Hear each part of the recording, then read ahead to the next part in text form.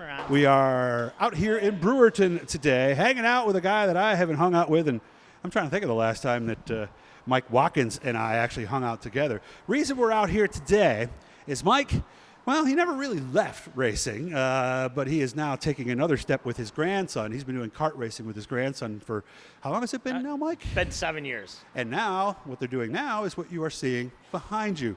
So this must be exciting. First of all, how have you been, man? I haven't seen you in probably 10 years. I've been real good, just hanging out and taking care of the kid while he's racing, and now we're going to take it to a different level. What got you into racing with your grandson in the first place?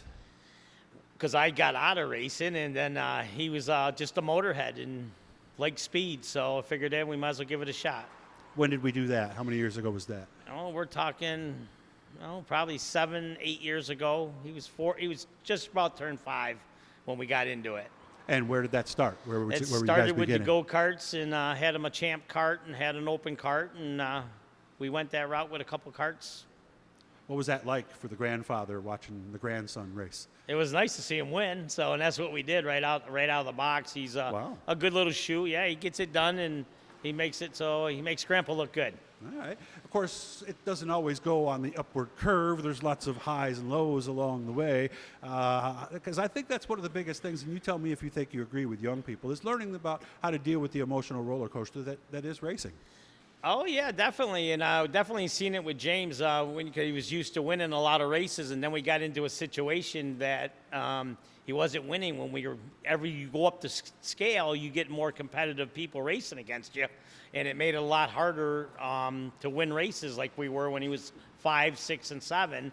You get into the teenage group, and those kids have been doing it just as long as him, and it became more competitive. Yeah, and then they travel more. There's more big races, and you really get to see how good they really are about that time, don't you? That is correct, and we thought we were good enough, so we traveled the series, and when we traveled the series, we ended up winning the championship on the series the first year out there with them guys. So nice. We're quite happy. So what brought this change about? Well, he went to the races with his cousins last year, and then beginning of this year, he said that he wanted to find a big car. Well, I just happened to know where a couple of cars were sitting. Gotcha. So I went over and did some talking, and next thing you know, we got 2 cars sitting here.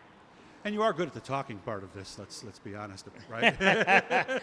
Yeah, so we'll see how it's going on, and it's a real good feeling to get back into the big cars, and I think we'll do fine.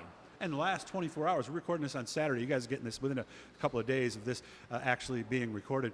This car come a long way just today, didn't it? Yeah, we started it last night, and we had to install the motor, the transmission, and a bunch of other electrical stuff. But yeah, we already had it fired up today. Nice, and I was here. I actually got to hear it run. There's a lot of people here that want to make some noise here in a second. So, yeah, go ahead, guys, make some noise. God, who's helping you today? Well, I got a bunch of brothers here, and I got some friends, and these guys all want to get back into racing, and so we'll have a full crew just like I did back in the day. James has got some new friends here that are going to help him, and we'll get the other car together, and we'll have some fun with the other car with some of the guys that are here. Yeah, there is another car, too. Let me go pan over to it so you can see. Yeah. That is where a lot of the parts came for this car right here. Gee, I could see a certain grandfather maybe hopping behind the wheel of that car to maybe help his grandson out. Could you see that? Yeah, we're definitely going to put something together in it, and we'll go out there and play and see what we can do. Maybe go up on a Wednesday night to Paradise and take 2 cars up there and follow each other and see if I learn from him or if he's going to learn from me. Yeah, see if he can actually pass you if he gets a little confident, right? Oh, he'll pass me if he can. There's no 2 ways about that. And you said he was the big driving force. He actually bought the car, your grandson? Yep, he went out and he picked up his own sponsorship, and he's been doing really well, and he's not done yet. So we're going to paint the car. It's going to have a whole new look here in the next couple days. So he wants to race it here in the next couple weeks. Do you want to talk about what it looks like, or do you want to save that as a surprise for everybody? No, we'll get you back out here, and Okay. you can see what it looks like now. In a couple of weeks, we'll get you back out here, and we'll show you the looks, because I have to have a nice-looking car. Will it be a 33? No, he's going to have his own identity, just like when his dad drove for me. So we'll keep number 13 on it. Okay, and what's his name?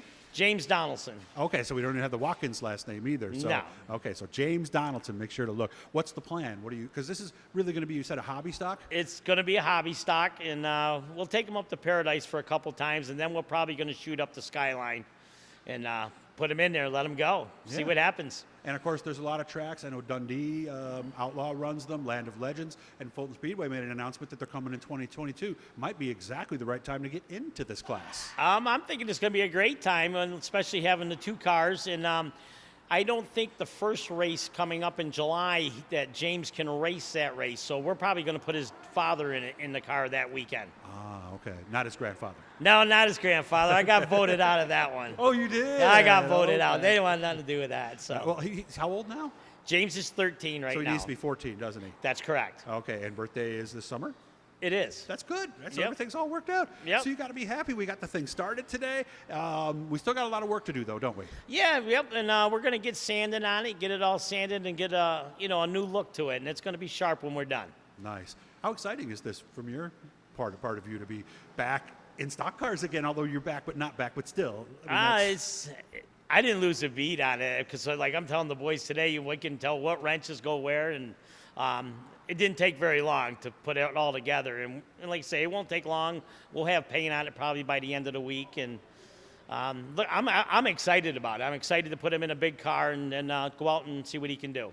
And at Paradise, they run every Wednesday, by the way, guys. It's only $15, and usually you get 4 sessions of 8 to 10 laps. So I'm surprised more of you guys don't take advantage of that situation, right? Yeah. Mike, let's be honest, right? I'll tell you, Paradise, Gary and Elaine up there, I think it's Elaine if I remember right, they are very good people, and they'll definitely give you enough time. He'll keep it going till the dark. Yeah.